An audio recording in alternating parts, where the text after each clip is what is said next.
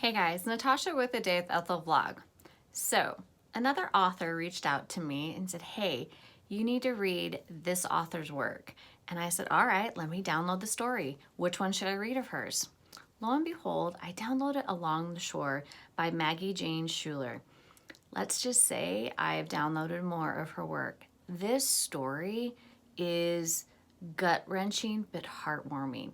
It deals and unpacks a lot of issues. Ava and Reece have similar backgrounds, but different outcomes.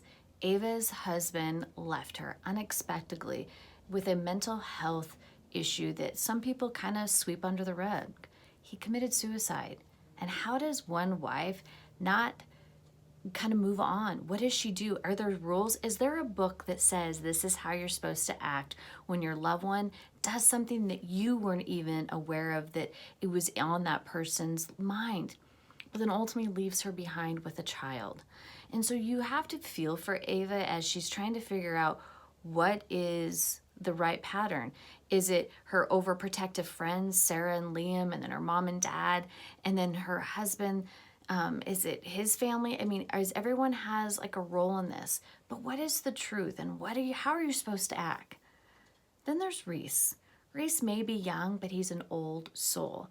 He's been watching this woman from afar as he's surfing every day, and it piques his interest. This beautiful woman is carrying the weight of her world on her shoulders. And he wants to know why, but he also wants to heal it because he is drawn to her. He is completely drawn to her outer beauty and her inner soul. And you see this, and it's just this whole thing. When Reece finally gets the gumption to talk to her, it's in a way of protection. He sees that she's at the bar and something's not right, and he knows it. And so what does he do? He protects her like without even worrying about what happens. He jumps in and he takes her home. But it's more than that. She knows that he's younger. And so that is something that they both kind of have to fight with, because she's afraid that, he's just there for a good time. But he's not. He's in there for the long haul. And when he meets her son, Hunter, everything changes. He gets to his level, understands where Hunter's coming from. And because you hear Reece's story too, and what he has gone through as a child and as an adult. But again, he's an old soul. And throughout the story, you see Ava heal, and she grows, and she moves on in the right steps at her pace. Again, there's no right or wrong with this, because there's no manual when you deal with grief. There is no right way or wrong way. We all deal with it separately, and we deal with it emotionally and mentally in different ways.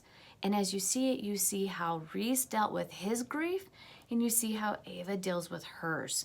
But over time, she needs his strong presence for her to heal. And you see her reach for him and finally unearth all of the baggage and tell him her deepest, darkest fears. And he's there and he holds her. But Reece does the same.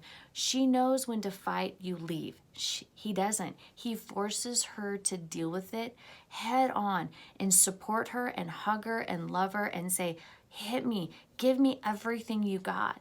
And she does, and he's still there. And for her, that is the turning point for her relationship with him. And finally, her best friend, Liam and Sarah, they see it. They see that he's there. Yes, he's younger, but he's there for the long haul. And the way he treats Hunter, it's just, you kind of swoon. But then you have everybody. You have all the side characters, and everybody kind of has their opinion, but their opinions are good and they're wholesome, and it's for the good times.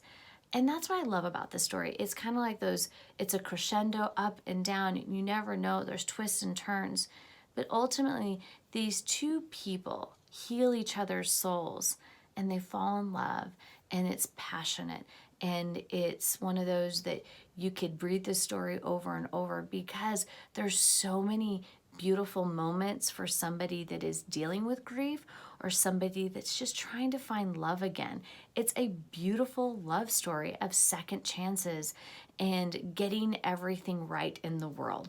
I highlighted something that It's kind of fun. And it's just one of those things. I saw this and I saw May surfing again. I watched you thinking Liam was a lucky guy, but I wondered why I looked vacant and lost. I wonder what made most of those sad mornings.